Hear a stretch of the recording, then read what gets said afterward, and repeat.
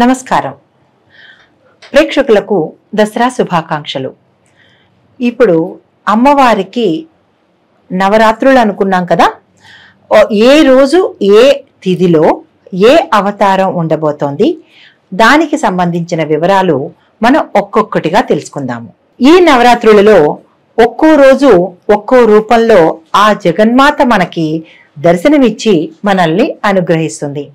తొలి రోజు అనగా పాడ్యమి రోజు శైలపుత్రిగాను, రెండవ రోజు బాలా త్రిపుర సుందరిగాను, మూడవ రోజు గాయత్రీదేవిగాను, నాలుగవ రోజు లలితాదేవిగాను, ఐదవ రోజు సరస్వతీదేవిగాను, ఆరవ రోజు అన్నపూర్ణాదేవిగాను, ఏడవ రోజు మహాలక్ష్మిగాను, ఎనిమిదవ రోజు దుర్గాదేవిగాను, తొమ్మిదవ రోజు శ్రీ రాజరాజేశ్వరి అమ్మవారిగా 9 అవతారాలతో ఆ తల్లి మనల్ని అనుగ్రహిస్తుంది. అయితే మొదటి రోజు శైలపుత్రి అంటే బాలా త్రిపుర సుందరి అన్నమాట. శైలపుత్రి దుర్గామ్మవారి నవదుర్గ అవతారంలో మొదటి అవతారంగా మనం నవరాత్రులలో ఆశ్వీజ శుక్ల పాడ్యమి నాడు ఈ అమ్మవారిని పూజ చేస్తాము. శైలం అంటే కొండ, పర్వతం రాజైన హిమవంతుడికి జన్మించింది కాబట్టి ఆమెకు శైలపుత్రి అనే పేరు వచ్చింది. మరి ఒక పేరు సత్యవతి, భవాని, పార్వతి, హైమవతి, ఇలా చాలా పేర్లు కూడా అమ్మవారికి ఉన్నాయి.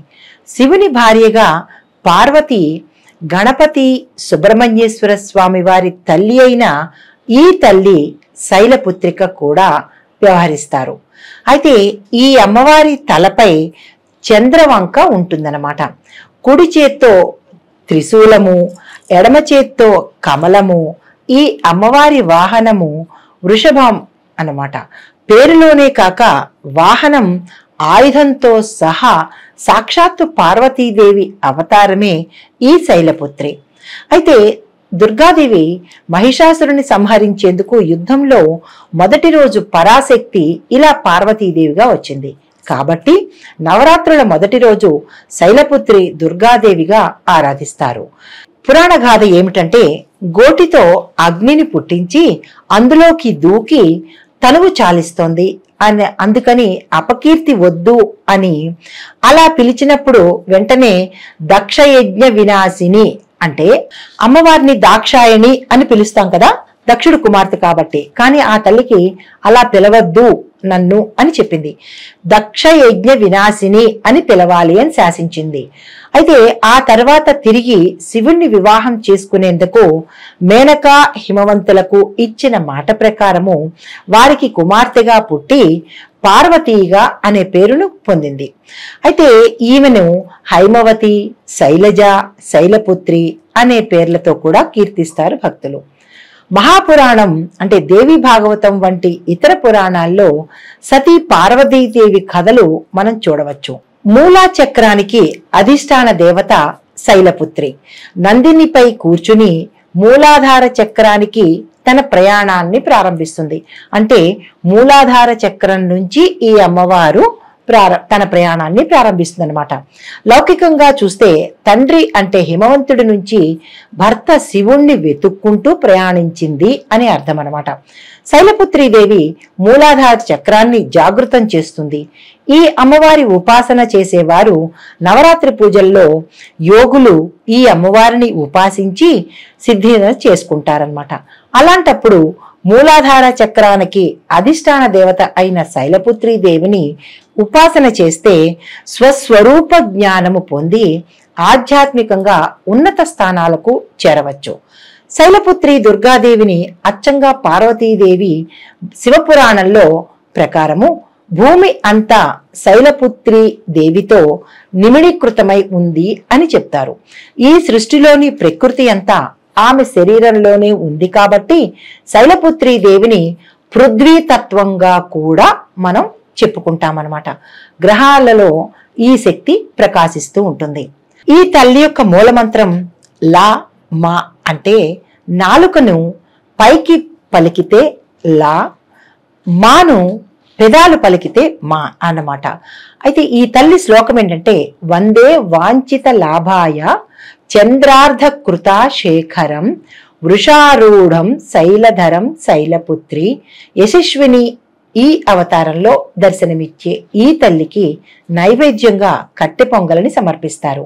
శ్రీశైల సంప్రదాయ ప్రకారము సాంబారన్నము, మినపవడలు, రవ్వ కేసరి, పానకం అమ్మవారికి నైవేద్యంగా సమర్పించి ఓం నమఃశివాయ, ఓం శ్రీ పార్వతీదేవ్యై నమః. ఇక్కడ చిన్న మంత్రం ఒకటి చెప్పుకోవాలి.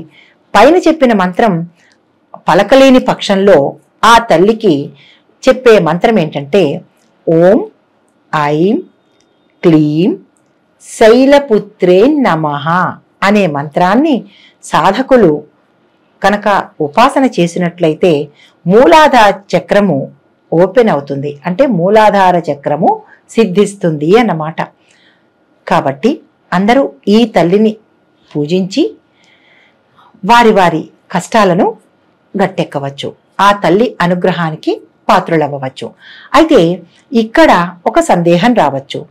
ఏ సమయంలో మనం పూజ చేసుకోవాలి మొదటి రోజు అంటే, మన ఈ క్యాలెండర్ ప్రకారము అక్టోబరు ఆశ్వీజ మాసం 2024 3వ తారీఖు పాడ్యమి తిథిగా శుద్ధ పాడ్యమి అప్పుడు ఈ మొదటి రోజు పండగ వచ్చింది. అయితే గురువారం నాడు రాహుకాలము, దుర్ముహూర్తము నేను మీకు వివరిస్తాను. ఈ రెండూ కాని సమయాన్ని మీరు పూజకు ఉపయోగించే విధంగా చేసుకోవచ్చు.